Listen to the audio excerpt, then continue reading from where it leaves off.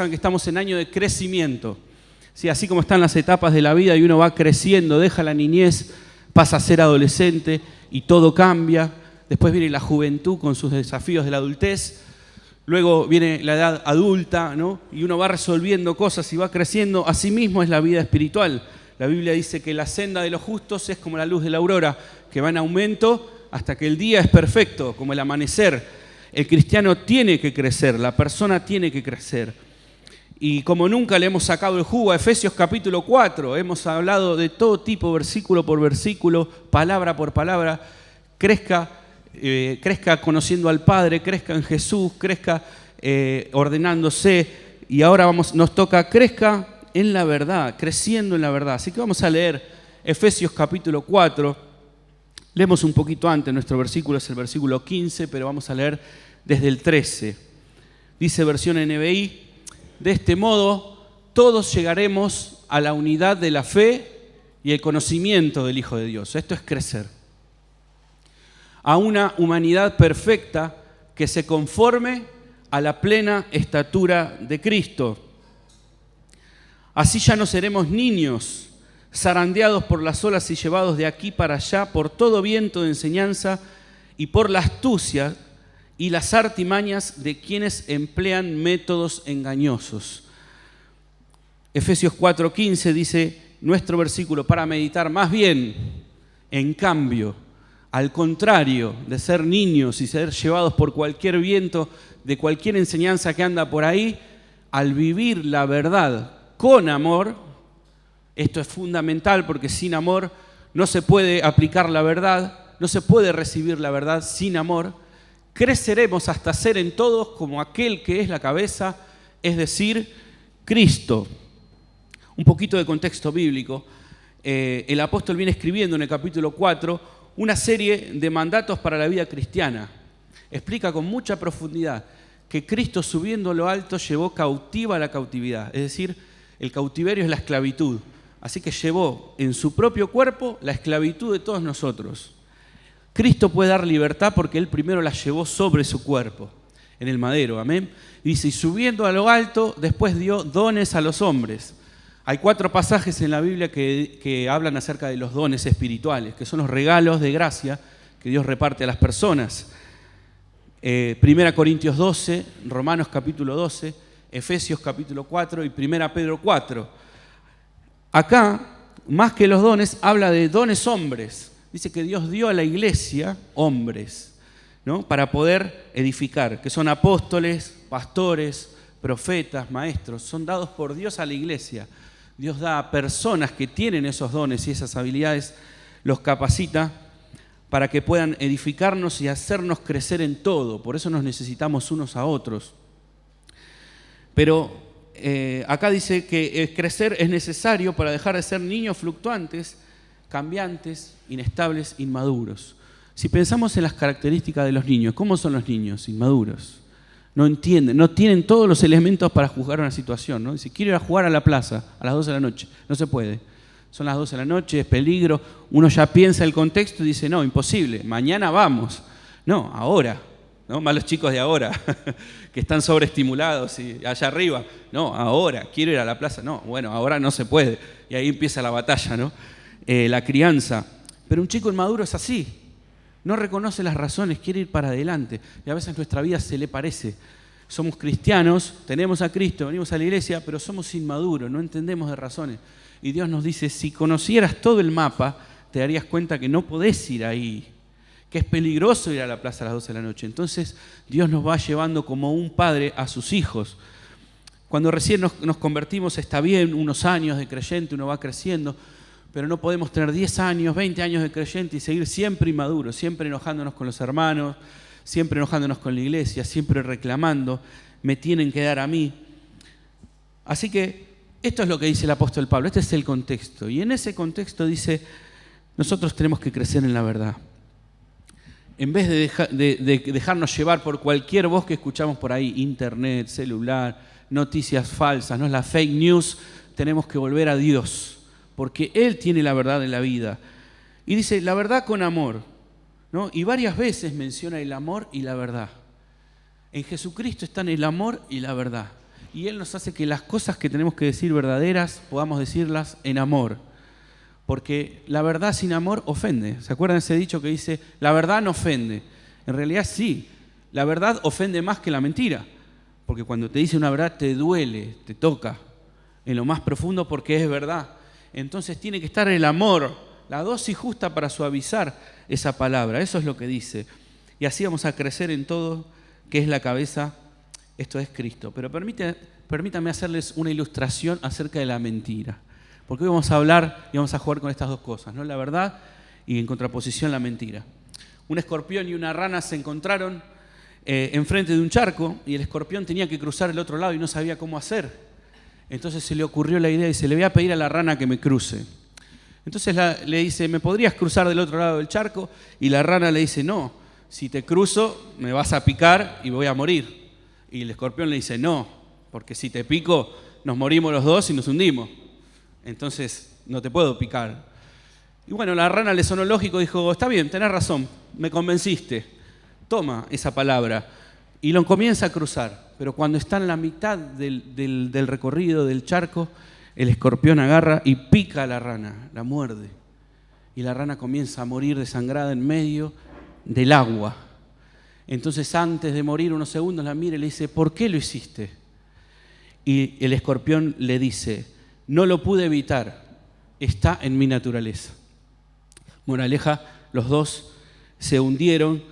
Entonces la primera enseñanza que tenemos acerca de la mentira, para que vayamos tomando conciencia, es que está en nuestra naturaleza. Si usted ve a un niño chiquito de 2 o 3 años, 4 años, empiezan a mentir sin que nadie les enseñe. El pecado está en nuestra naturaleza, la maldad somos inclinados. Quedó desde aquella desobediencia del Edén, el hombre carga con pecado por dentro. Y entonces la mentira está en nuestra naturaleza. Es un modo rápido que tenemos de salir de las cosas, ¿no? Los niños, para evitar el castigo, las consecuencias de esa mentira, agarran y mienten, ¿no? Dicen, no, yo no fui, yo no rompí eso. Después el padre se da cuenta y dice, sí, lo rompiste vos, ¿por qué me mentís? ¿No? Y ahí está la mentira, es un veneno. Y la segunda lección que podemos pensar de esta moraleja, es que si pretendemos cruzar el río de la vida con una mentira a cuestas, tarde o temprano nos vamos a hundir. La mentira tiene patas cortas, dice el dicho, ¿no? Sale a la luz, siempre se descubre.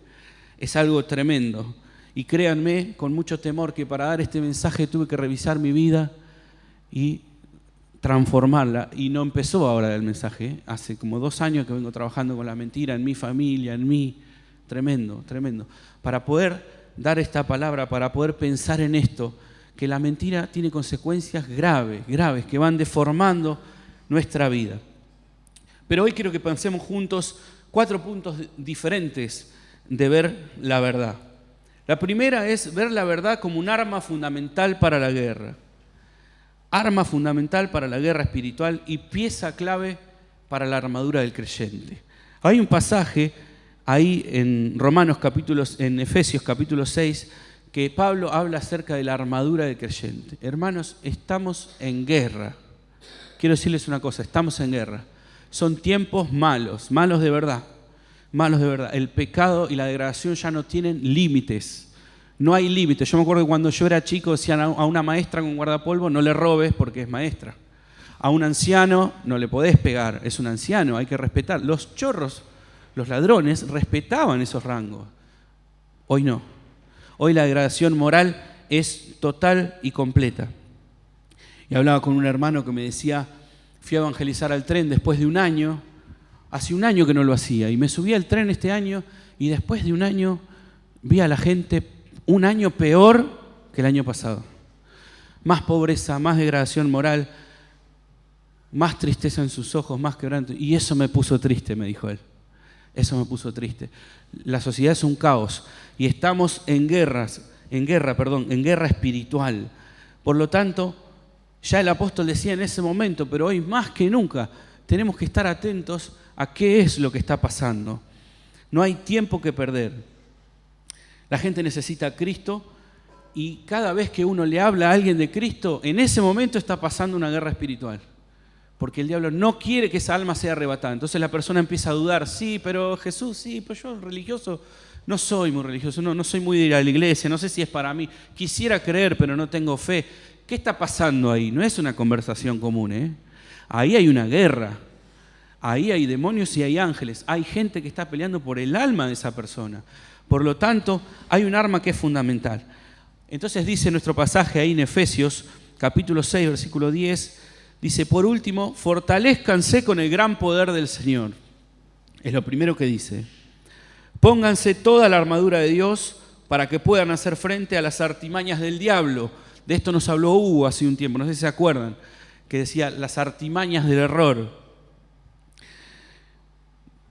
Porque nuestra lucha no es contra seres humanos, sino contra poderes, contra autoridades, contra potestades que dominan este mundo de tinieblas, contra fuerzas espirituales malignas en las regiones celestes.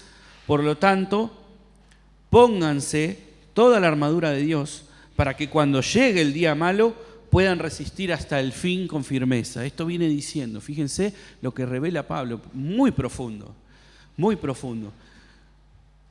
Pero el versículo 14 dice, manténganse firmes, ceñidos o ajustados con el cinturón de la verdad, protegidos por la coraza de justicia. La primera pieza clave por donde empezaba el soldado romano a ajustarse su vestidura era por el cinturón. ¿Qué es más incómodo, tener el cinturón ajustado o tener el cinturón flojo? No sé qué indica la experiencia, ¿no? Pero cuando uno se le afloja el pantalón, para los que no saben, los caballeros, el pantalón es nuestra cartera, no tenemos cartera, nosotros ponemos todo ahí, la llave, la billetera, entonces claro, es peso y se va para abajo, incomodísimo. Si te olvidaste el cinturón, una pieza chiquita, dijiste salgo y de repente el cinturón, ¿no? Es difícil. Así que yo creo que es peor el cinturón flojo. Bueno, acá dice, ceñirse el cinturón era apretarse bien. El soldado romano tenía un cinturón así ancho de cuero que se lo apretaba, se lo ceñía a la cintura y ahí construía toda su armadura, ¿no? Después ponía la coraza, como dice la coraza de justicia, el casco, la espada, tomaba todo y estaba listo para la guerra. Es como cuando uno tiene que hacer algo, ¿no? Dice, bueno, en hojotas no puedo, me tengo que poner zapatilla y ¿qué hago con la zapatilla? Bien ajustada, tengo que salir a correr, bien ajustada, porque si no después ando chancleteando y no puedo. Eso es ajustarse bien, prepararse. Uno no puede estar haciendo un trabajo, algo que tiene que hacer, incómodo. Si no está medio ahí, no, estoy flojo, no puedo. Entonces hay que ceñirse, hay que ajustarse. Y hay un pasaje, esta es la idea, ¿no? Ajustense con la verdad, dice el apóstol Pablo. Hay un pasaje en 1 Pedro 1:13 que dice así, así que preparen su mente para actuar. Preparen su mente para actuar con inteligencia. Tengan dominio propio, pongan su esperanza completamente en la gracia que se les dará cuando se revele Jesucristo. Está haciendo un llamado a la vida santa Pedro, ahí en 1 Pedro, y lo que dice es, en otra versión dice, ceñid los lomos de vuestro entendimiento, es decir, tengan una mente preparada, ajustense a la verdad. Y lo que quiere decir, estén alertas, preparados y enfocados. Es un tiempo en que la verdad tiene que estar en nuestra mente. Estén alerta. No se puede estar distraído en la guerra. Cualquiera que va a la guerra distraído es un hombre muerto. Lo sabe cualquier táctica y cualquier guerra de todo tipo. Bueno, usted está en una guerra, caminando en el trabajo, en la calle. Como cristiano estamos en guerra. Y el cristiano que está distraído está muerto. Soldado que está distraído está muerto. Por lo tanto, porque el diablo le va a tirar a matar. ¿Saben lo que dijo Jesucristo del diablo? Dijo, el ladrón no vino sino para hurtar, matar y destruir. No tiene otra función, no le va a perdonar la vida. Nosotros estamos trabajando con adicciones los viernes, ¿no? Y sabemos lo que produce la droga y hasta dónde arrastra a las personas. Les deforma, decía, lo que te quita la droga, ¿no? Veíamos la conducta, la forma de ser, los amigos, la familia, el trabajo, lo perdés todo, te va a matar. Y así todos, porque no solo la droga, está la mentira que estamos hablando, ¿no? Están las relaciones, hay montones de cosas que el diablo utiliza y una de las que usa y que no es más sutil es la distracción. Horas viendo reel, horas pegado al celular, nos exhortó el pastor hace un tiempo sobre esto, horas distraído con noticias del deporte, del mundo, y el tiempo pasa, las almas se pierden y nosotros estamos ahí, en una, distraídos, escuchando de política, viendo si una cosa u otra en el país, si Argentina sale adelante. Estamos pensando en otra, estamos distraídos. Y eso es lo que el diablo usa, es un cebo para después ahí meterte en esa distracción. Y bueno, ya que tenés tiempo, ¿por qué no apostás? ¿Por qué no jugás Vplay en el celular si te da plata? ¿Por qué no le llamás a tal? ¿Por qué no entras en un chat? ¿Por qué no te unís a una sala de... Te va llevando despacito, te distrajo y de repente te pone contenido que es nocivo. Por eso los celulares, las tablets para nuestros hijos es un problema, es un problema. La educación está en jaque con eso, es un flagelo, porque entra a la mente la distracción, el gancho de dopamina. La dopamina es lo que produce la pantalla. Entonces, claro, uno después va al libro y el libro es aburrido, le pide a un niño que lea el aburrido y lee lo aburrido y no puede porque el libro no puede competir con la pantalla. Decía una psiquiatra, es como gotear una información y lo otro es como una manguera de bomberos, para que se den una idea. El refresco, lo que entra a la mente, ¿verdad? Así que hay que tener cuidado. Ojo con el chat GPT, con las respuestas automáticas que tanto nos gusta buscar, porque tiene lo que se llama el sesgo de complacencia. Te dice todo que sí. Te da la respuesta que querés escuchar. Uno le hace una pregunta y el chat responde y dice, me parece genial. Perfecto, Elías, acá te mando la respuesta. ¡Pum! Y yo preguntándole cómo vivir al chat GPT. Me pasó con un paciente, me dice, yo charlo con el chat GPT como si fuese un psicólogo, pero no es lo mismo, me dice. Le da la respuesta automática y siempre te da la respuesta correcta, sesgo de complacencia. Está bien, seguí para adelante. No te va a decir, no, lo que estás haciendo está mal. Dejá de hacer lo que estás haciendo. Te quiero corregir. Ese es Dios. Eso lo vas a recibir de la palabra o de alguien que Dios utilice, un siervo que esté plantado en la palabra. Entonces, ojo con la distracción y todo lo que está en internet, porque no todo lo que circula es verdadero. Tenemos que ir hacia lo verdadero. Pero no solo tenemos que estar alerta, también tenemos que estar preparados. Es necesario estudiar y estar actualizados con respecto a los temas actuales y qué dice Dios. Tenemos que formar una opinión acerca de la sexualidad, acerca del aborto, acerca de la familia, acerca de la crianza. ¿Qué piensa un cristiano? ¿Cómo debe pensar un cristiano? Hay que estar preparado porque estamos en guerra. Y la guerra ahora es por las ideas. Fíjense que dice Efesios, no tenemos una lucha contra una persona. La lucha es contra una idea, contra un pensamiento, contra una imagen, contra una red social, contra los haters. O sea, hoy se mueve así el mundo. Entonces uno tiene que estar preparado y hay que saber textos de memoria para poder recitarlos en plena confusión. Sí, textos de memoria. Uno tiene que leer la palabra y saber qué dice un pasaje en tal lugar. ¿Qué dice Dios de mí? Entonces, cuando el diablo viene a susurrarte mentira, vos le tirás con un versículo. Amén. Y vos decís, aquí yo estoy con vosotros todos los días hasta el fin del mundo. No estoy solo. Mentira de Satanás. Estás solo, nadie te quiere. Mentira. Porque Jesucristo dijo que camina conmigo todos los días hasta el fin del mundo. Amén. Esa es una promesa. Vos le tirás con la palabra, pero la tenés que tener en la mente primero. Si no está en la mente, no va a estar en el corazón y no voy a estar preparado. Pero también hay que estar enfocado. Nuestra atención tiene que estar en el foco de la guerra, en el problema del hombre, en su espíritu, en las cosas del reino, en sembrar para la eternidad. No decíamos la otra vez, sembrar en lo que para adelante. No siembres más para acá. Deja las cosas. Soltá los celulares, soltá la casa, soltá el auto, soltá las posesiones materiales. Empezá a sembrar hoy para tu futuro eterno, para la gloria. Porque hay hombres y mujeres que están sufriendo y necesitan de la palabra de Dios. Dejémonos de mirar el ombligo y comencemos a ocuparnos del otro. Hay algo mágico y maravilloso que pasa, ¿no? Algo espiritual, poderoso, cuando uno se ocupa de un otro. Uno deja de mirar su propia condición y empieza a ver, no, pero mirá cómo está peor. Y lo voy a ayudar. Y cuando te querés acordar, pasaste todo el día ayudando y tu mente se fue de ese problema que parecía la muerte dentro tuyo. Está bien, el sufrimiento en primera persona siempre es el peor porque uno lo sufre. Pero saben, cuando uno se enfoca en otros, Dios te da más de lo que vos pensás y empieza a solucionar tu problema. Así que empezá a enfocarte y a sembrar para la eternidad porque Dios quiere hacer cosas grandes con tu vida.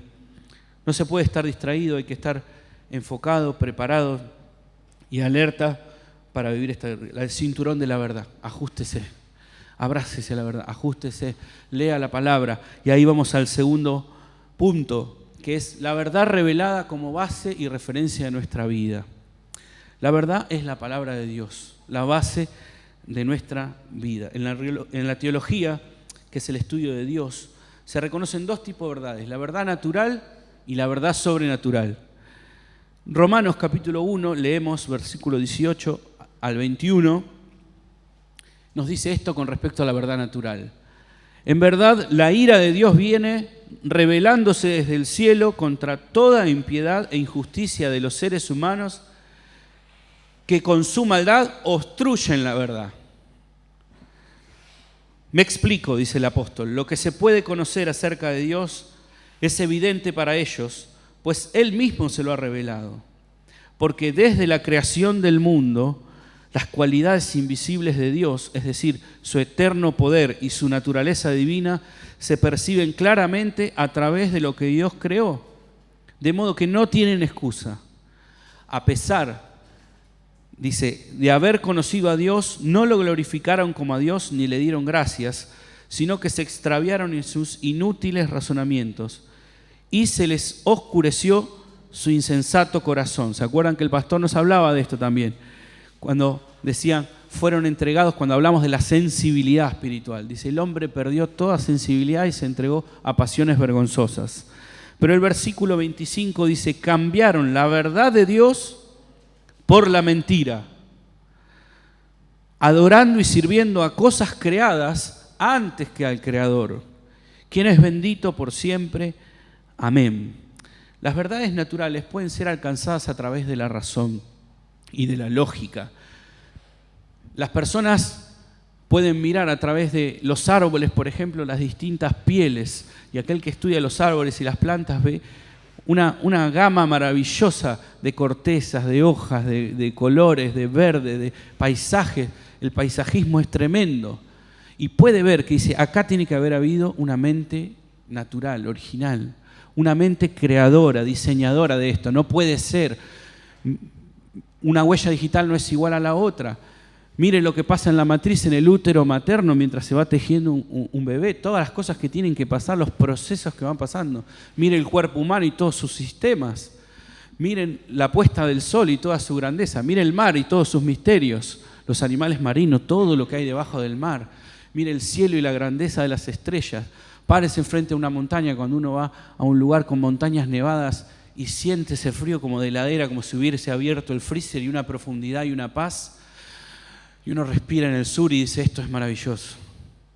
Párese enfrente de las cataratas y vea cómo se va todo el agua hacia abajo, como parece que se va a hundir hacia el abismo. Tanta cantidad de miles y miles de litros de agua. Acá tiene que haber una mente inteligente. El hombre puede naturalmente saber que tiene que haber una mente creadora.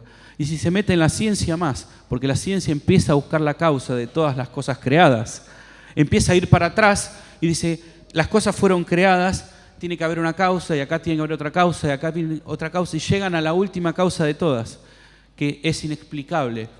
Pero la ciencia dice, es evidente que detrás de todo este mundo y este universo tiene que haber una mente creadora.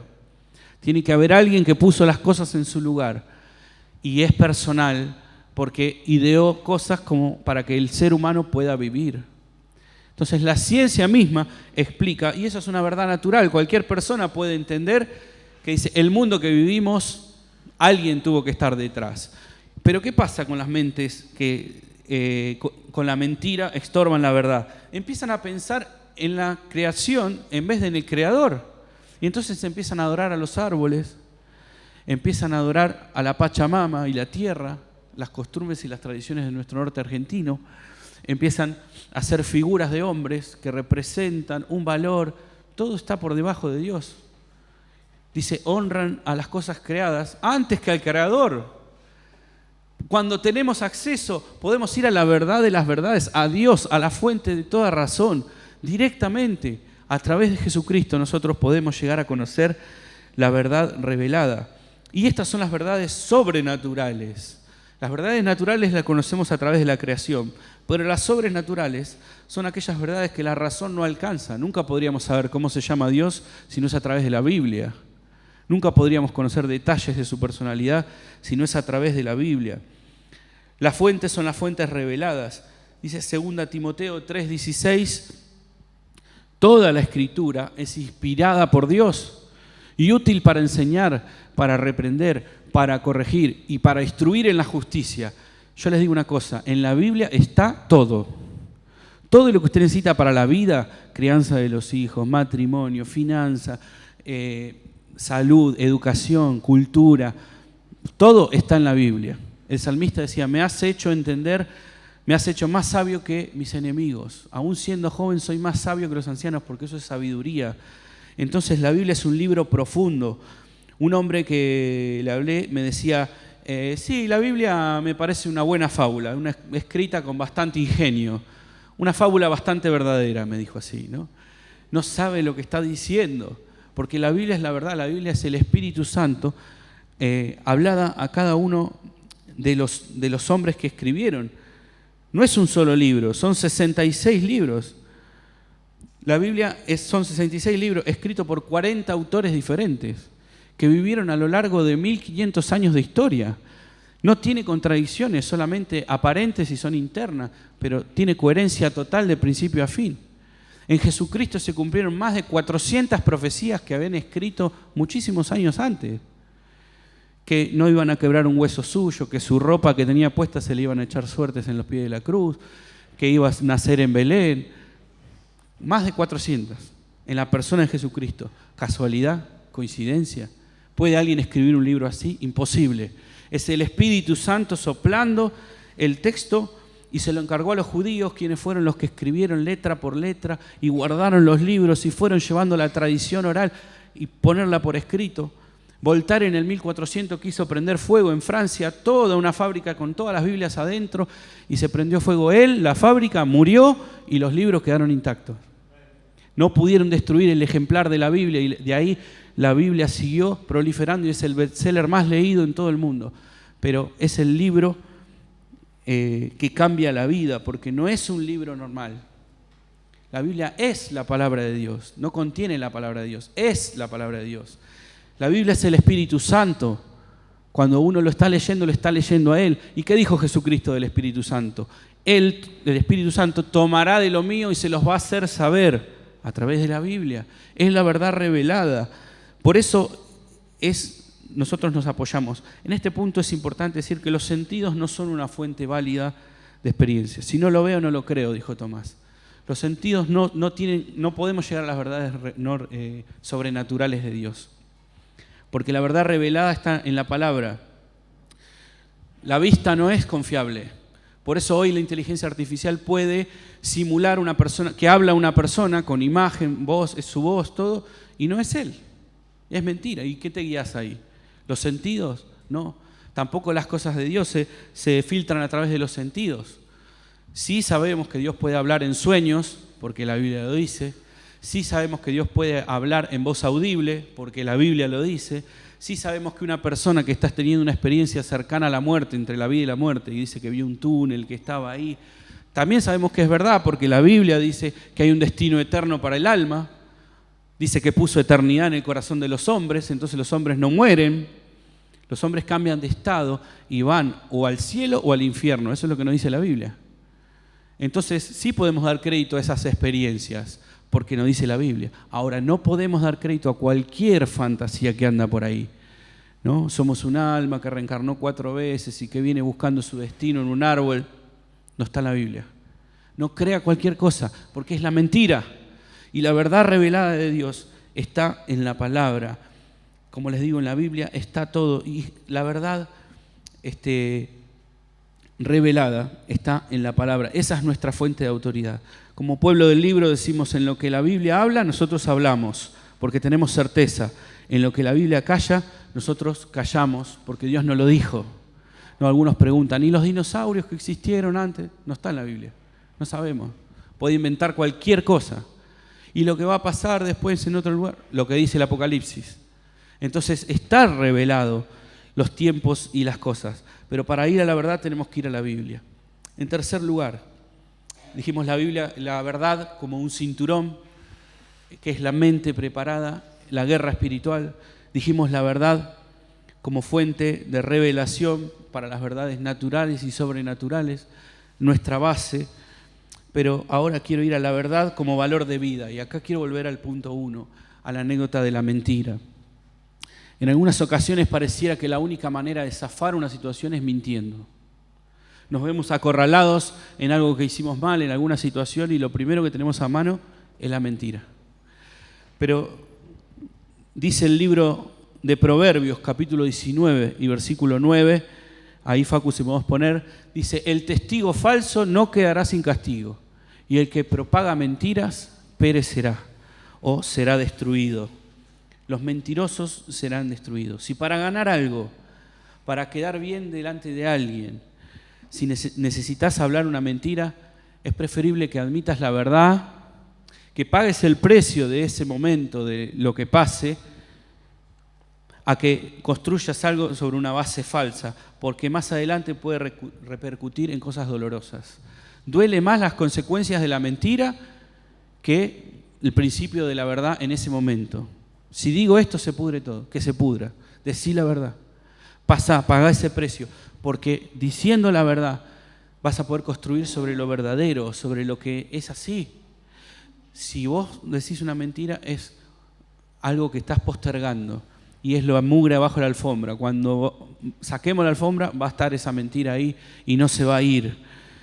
Por eso, establecer algo sobre el fundamento verdadero hace que las cosas, aunque esas cosas no sean como vos esperaste, no salgan como vos esperaste porque dijiste la verdad y tenés consecuencias, hace que ganes confianza delante de los hombres.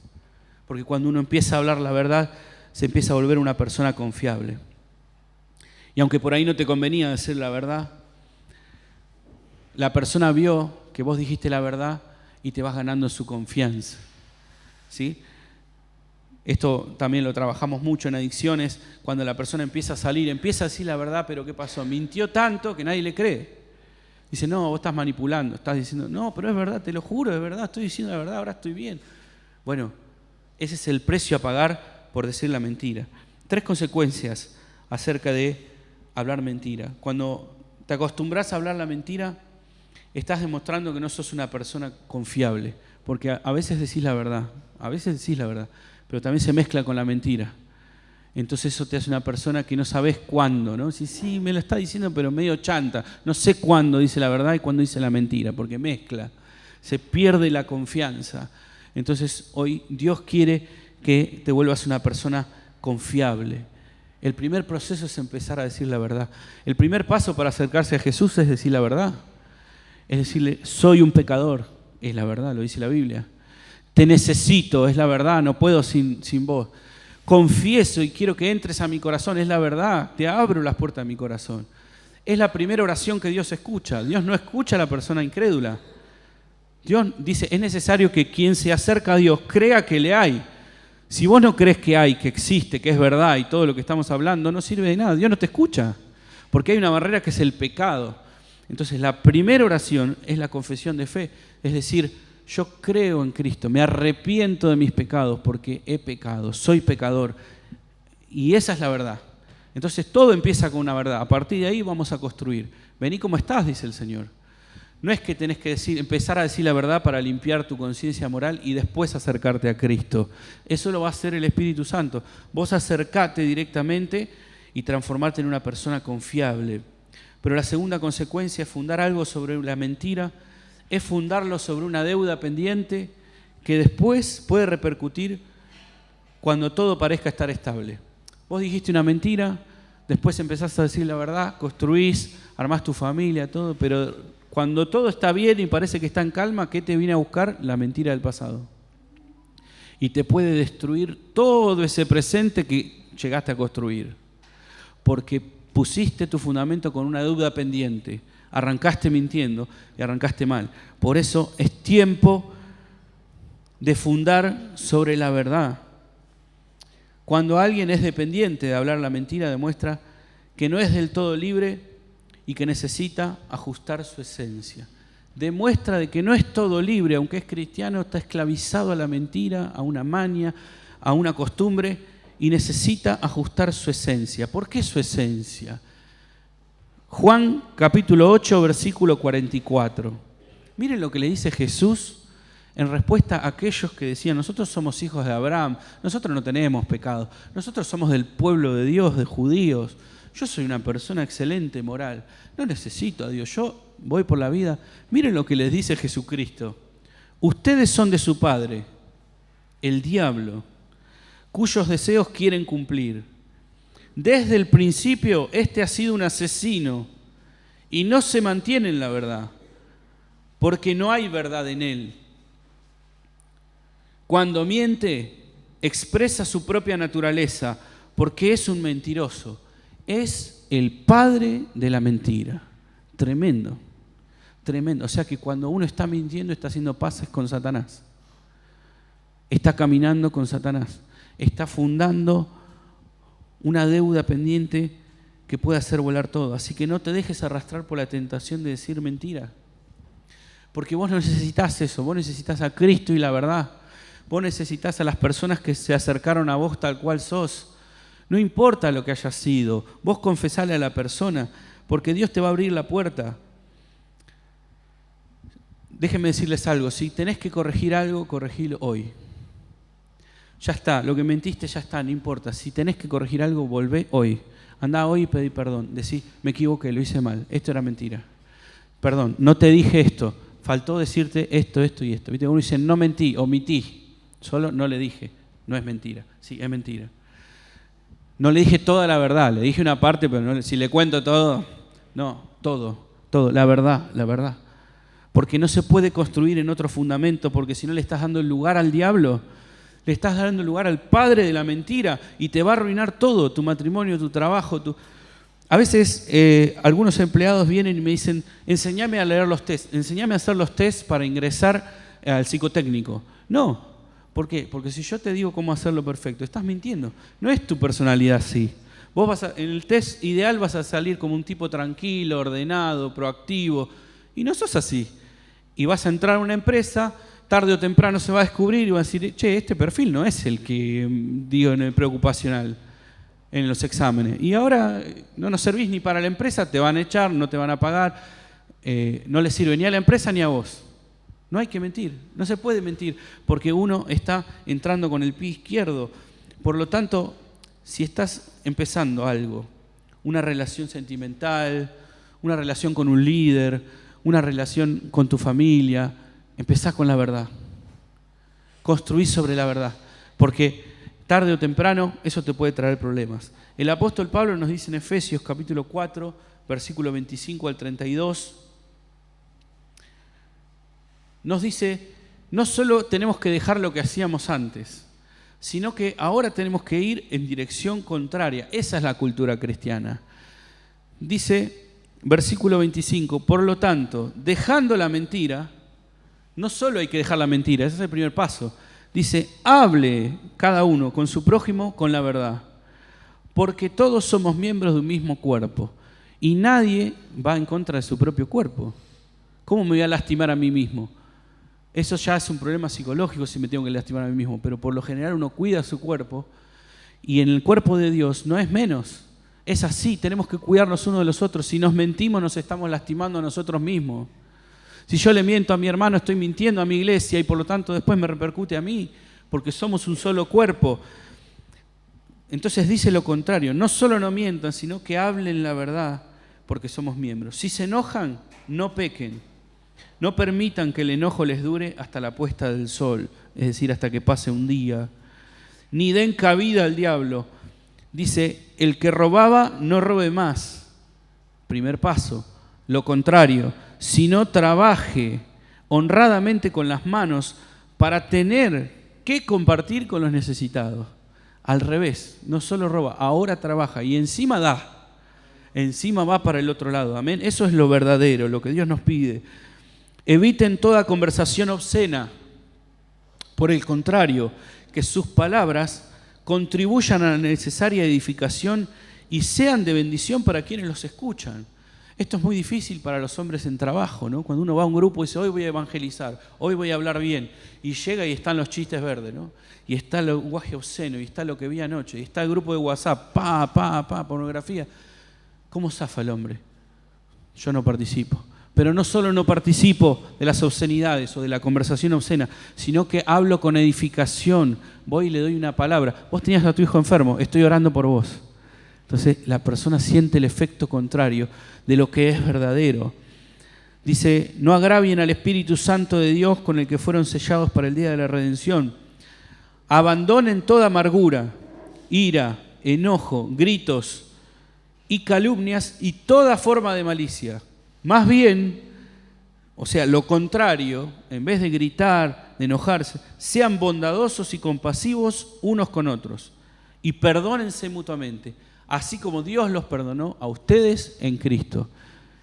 Dios nos llama y nos interpela en esta hora. ¿Quién soy yo para no perdonar a mi hermano si Dios me perdonó a mí? Por eso dice, perdónense mutuamente. El perdón que vos otorgás hoy es el mismo que vas a necesitar mañana cuando te equivoques, porque todos fallamos. La Biblia dice, todos ofendemos muchas veces de muchas maneras y a veces hasta sin darnos cuenta. Por lo tanto, necesitamos el perdón, darlo y recibirlo. Entonces, el apóstol nos enseña que tenemos que ir hacia lo contrario. Todos mienten, nosotros decimos la verdad. Mentir es un atajo, pero para un cristiano Jesús es el camino, no hay atajos.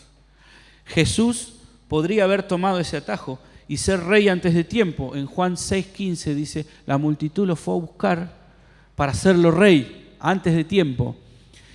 Y Jesús dice, se salió de su vista y se fue solo al monte.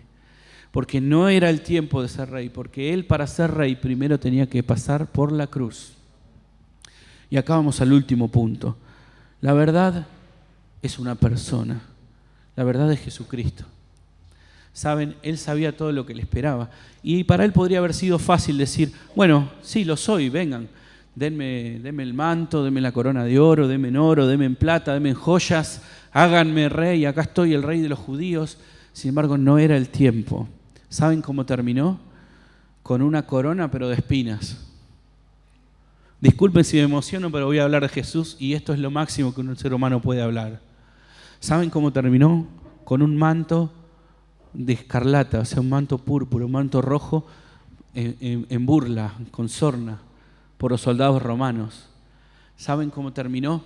Que con una caña le pegaban en la cabeza para que las espinas se le claven cada vez más y más.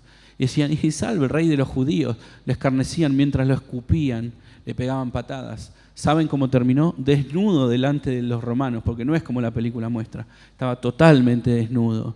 Fue vejado, fue humillado, fue torturado, fue expuesto a esa vergüenza máxima que un ser humano pueda sufrir. Pónganse en su lugar, piensen eso. ¿Y saben por qué sufrió eso? Porque todavía no era tiempo de ser rey. Él tenía que pasar por todo eso. ¿Qué es la verdad?, preguntó Pilato. Cuando lo llevaron delante del gobernador, el gobernador dijo, ¿y qué es la verdad? ¿Qué es la verdad? ¿Existe la verdad? Y estaba Jesús parado delante de él. ¿Saben por qué dijo Pilato eso? Porque era un gobernador, era político. Y él creía que la verdad se podía acomodar según las elecciones. No sé si le suena. Que la verdad podía ser transformada y manipulada a su antojo según le convenía a Roma y al imperio. Entonces, ¿qué es la verdad? Si la verdad la construimos nosotros los políticos. Los poderosos manipulamos la verdad. Pero ¿saben qué le pasó a Pilato? Tenía enfrente de sí a la verdad. A una persona que cuando lo miró a los ojos, vio la verdad en sus ojos. Sintió la verdad en su presencia. Dijo, yo no hallo ningún delito en este hombre. Este hombre es inocente, yo me lavo las manos. La famosa imagen. Porque yo no quiero tener nada que ver. Pero aparte, ¿saben por qué? Porque la noche anterior, la esposa de este gobernador le había dicho, anoche no pude dormir. Imagínense este desayuno, ¿no? La esposa del gobernador, anoche no pude dormir. ¿Qué te pasó? Tuve sueños, padecí en sueños, no pude dormir, tuve una pesadilla con este hombre que se llama Jesús. ¿Y saben lo que le dijo la esposa? No tengas nada que ver con ese justo, porque es un hombre inocente. Entonces Pilato se acordó cuando estaba frente a la verdad, frente a Jesucristo, que él no quería tener nada que ver porque se acordó de lo que le dijo la esposa. Pero iba al pueblo y lo querían matar a él. Dice, entonces si no lo condenás a Jesús, te oponés al César de Roma. Entonces todo el que se opone a César merece la muerte. Y ahí Pilato arrugó y dijo, bueno, me lavo las manos. Ustedes lo quieren condenar, ahí se los entrego como reo de muerte. Y ahí estaba Jesús. Tranquilo, todo estaba escrito. El Padre ya tenía todo planificado. Mientras los músicos van pasando, vamos a pensar en esto.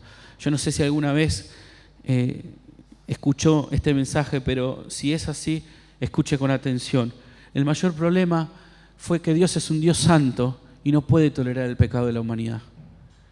Él había establecido que la persona, para aceptar a los seres humanos, tenía que remover el pecado. Pero alguien tenía que pagar. Porque si no, ¿usted qué pensaría de un juez que hace justicia con un culpable? ¿Qué pensaría de alguien que dice, sí, robó, mató a 4 personas? Y el juez dice, lo declaro en libertad, vaya, se confundió nada más. Es un juez injusto. Dios no puede hacer eso. Iría en contra de su esencia porque Él es justo, Él es santo. Entonces Él mismo, viendo que la humanidad no podía pagar ese pecado, mandó a su Hijo Jesucristo como un hombre. Jesucristo, siendo Dios, dice, dejó la gloria, tomó un cuerpo de hombre como nosotros y fue a la cruz. La peor vergüenza y la peor tortura. Los romanos no son los únicos que crucificaron. Hay otros pueblos que crucificaban y mataban. Y los que iban a la cruz eran los peores reos de muerte. Pero Jesucristo no hizo ningún mal. Y Pilato lo sabía. Él era la verdad. Dice, Jehová cargó en él el pecado de todos nosotros. Cuando usted piensa en su maldad, en su parte más oscura, piense que hay alguien que ya la cargó sobre sus hombros, sin merecerlo, sin haber hecho nada. Eso es la gracia de Dios.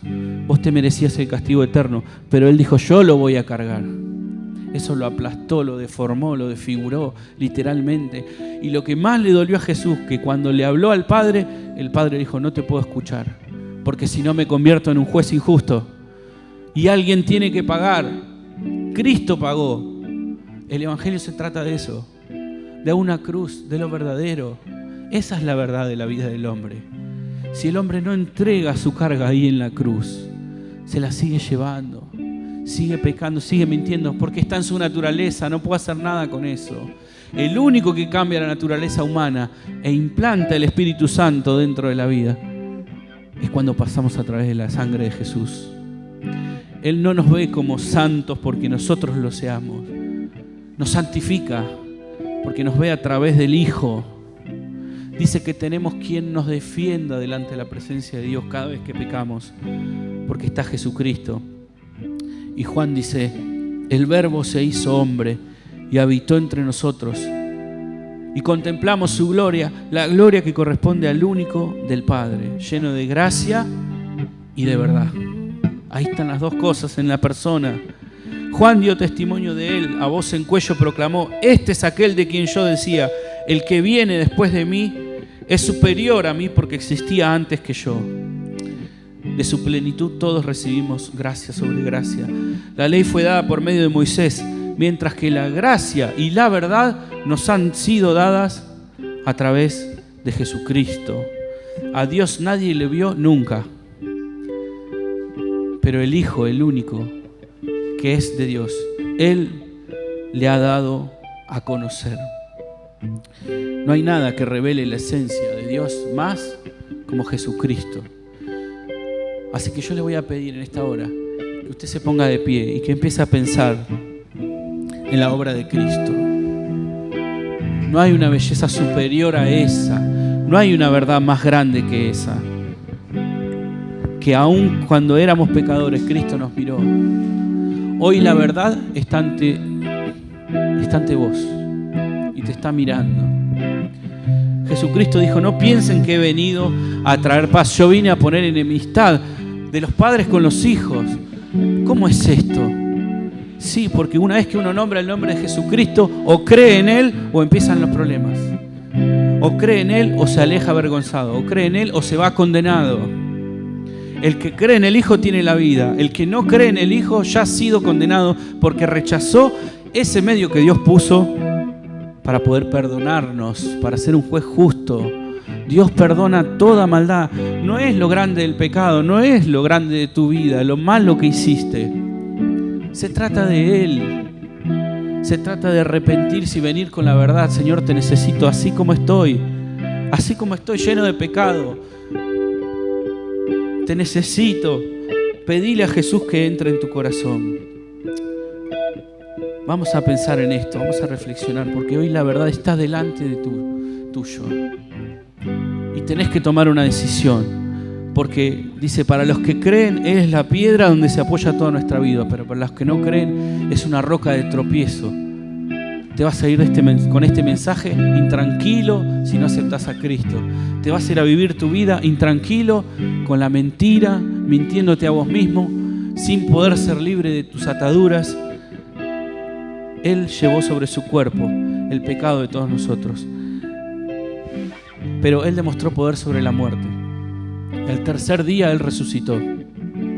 Por eso Él vive. Amén. Él vive. Si Él estaría muerto, todo nuestro mensaje no tendría sentido y hubiese terminado en una tortura romana, un mártir como cualquier otro.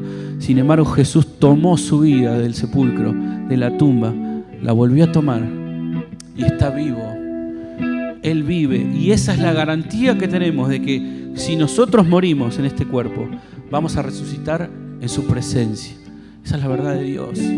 Tómelo, déjelo, pero esa es la verdad de Dios. El cristiano, aquel que tiene a Cristo en el corazón, va a resucitar. Y aunque haya muerto, va a seguir viviendo por toda la eternidad con su Señor. Amén. Oramos, Padre, en el nombre de Jesús. En el nombre de la verdad te pedimos, Señor, que podamos ponernos el cinturón de tu verdad, Señor. Prepara nuestra mente para actuar, Señor. Ayúdanos a tomar la verdad como un valor con el cual vivir, Señor. Transforma nuestra vida, Señor, escapando de la mentira. Ayuda a mis hermanos a empezar a decir la verdad, Señor. Que podamos empezar a partir de hoy a decir la verdad, Señor, a confesar nuestras verdades. Dice el Salmo, mientras callé se envejecieron mis huesos, pero dije, voy a confesar mis transgresiones y tú perdonaste la maldad de mi pecado. No hay pecado que Dios no pueda perdonar. Señor, venimos con nuestras cargas a decirte la verdad. Estamos heridos. Estamos esclavos de un pecado, Señor. Estamos rotos, estamos quebrantados. Necesitamos tu verdad. Necesitamos que la sangre de Cristo perdone nuestros pecados. Decirle al Padre en esta hora, Padre, me arrepiento de mis pecados. Te recibo como mi Salvador. Creo que la cruz de Cristo fue por mí. Creo que cargaste los pecados por mí, aunque no me lo merecía. Señor, te alabamos por ser tan bueno con nosotros en esta hora. Te amamos, Señor.